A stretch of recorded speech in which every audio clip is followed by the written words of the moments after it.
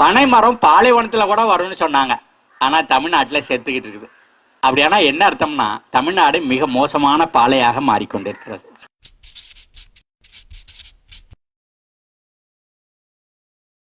ஏன் இது நடக்குது? இந்த விவசாயத்துல பயன்படுத்துற ரசாயனங்கள் நம்ம சுற்றுச்சூழலா பாதிக்குது. அது பூமிக்குள்ள இறங்குது, மழை தண்ணியோட சேர்த்துக்கிட்டு இறங்குது. ஆனா 300 அடிக்கும் கீழே இருந்து குடிக்க தண்ணி எடுத்தீங்கன்னா அதுவும் விஷமாவே இருக்கு. எங்கெங்கேயோ சுத்தி அந்த புல்லு வைக்கோல் இதை திங்கிற மாடுக்குள்ள விஷம் போயிடுது. மாடு கொடுக்கிற பால் விஷமாயிடுச்சு, பாலை குடிக்கிற பெண்ணு விஷமாயிடுச்சு. பெண் குழந்தை பெற்று பால் கொடுக்கும் போது தாய்ப்பாலே விஷமாயி போச்சு. இதை விட ரொம்ப மோசமான ஒரு நிலைமை உலகத்துல வேற எங்கேயும் வர முடியாதுன்னா, ஒரு தாய் தாம் பெற்ற குழந்தைக்கு கொடுக்கறதே விஷத்தை கொடுக்குறா அப்படின்னு சொன்னா, இது உள ரீதியாகவும் உடல் ரீதியாகவும் நம்ம ஒரு ரொம்ப மோசமான ஒரு நிலையில இருக்கோம். அப்ப இதுல இருந்து விடுபடுவது எப்படி? நான் என்ன சொல்றேன்னாக்க, இயற்கையில சில விதிகள் இருக்கு. அந்த இயற்கை விதிகள் நீங்க நானு எல்லாம் பிறக்கிறதுக்கு முன்னாடியே இருந்தது. நாம செத்து போனா அதுக்கப்புறமா அது இருக்கும். அந்த இயற்கை விதிகளை மட்டும் நம்ம தெரிஞ்சுக்கிட்டோம்னா போதுமானது. நம்ம அதிகப்படியா என்ன பேசிட்டோம்னா, 40 விழுக்காடு நைட்ரஜன் போடணும், N போடணும், 20 P போடணும், 20 K போடணும் அப்படின்னு.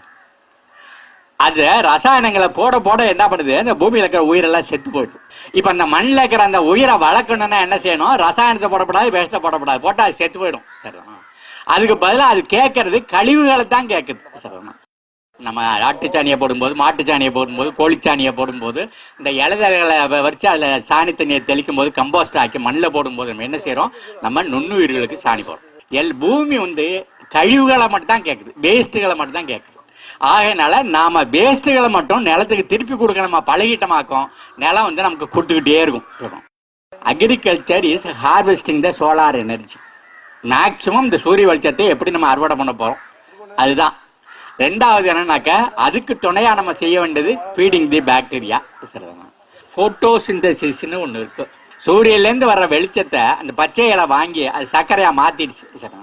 அது சர்க்கரையா மாத்தி தின்னு விட்டு அது மிச்சத்தை வேருக்கு அனுப்புது. அந்த வேறு எல்லா இடத்துலயும் பரவலா ஓடி பூமியில இருக்கிற தண்ணி எடுத்து மறுபடியும் பச்சை இலைக்கு அனுப்பிச்சுடுது. இலை வேருக்கு சாப்பாடு போடுறதே ஒழிய வேறு இலைக்கு சாப்பாடு போடவில்லை. அதனால வேர்ல நான் செடிக்கு சாப்பாடு கொடுக்குறேன்னு சொன்னா அது சயின்ஸ் இல்லை. முதல்ல இதை நம்ம முடிவு பண்ணிட்டீங்கன்னா யாருனாலும் நம்ம திருப்தி பண்ணலாம். அப்ப நம்ம ஆட்டு சாணி மாட்டு சாணி இதெல்லாம் மண்ணில் போடுறோமே, அப்ப அது என்ன அப்படின்னா, அது என்னன்னா அந்த மண்ணில் இருக்கிற நுண்ணுயிர்கள் பாருங்க. நிறைய பாக்கெட்ல போட்டு விவசாயத்துலாம் கொடுக்குறோம். அசோஸ்பெயிலுங்கிறோம், ரைசோபியோங்கிறோம், பாசோபாக்டீரியாங்கிறோம், சூடோமோனாஸ்ங்கிறோம். அதெல்லாம் கண்ணுக்கு தெரியாத உயிர்கள். அந்த கண்ணுக்கு தெரியாத உயிர்கள் காத்துல இருக்கிற நைட்ரஜன் எடுத்து செடிக்கு சப்ளை பண்ணுது. பூமியில உறைஞ்சு கிடக்கிற பாஸ்பரஸை இலைக்கு சப்ளை பண்ணுது. அந்த பூமியில கிடக்கிற ஒவ்வொரு பொருளையும் பொட்டாசா மாத்தி அதுக்கு சப்ளை பண்ணுது.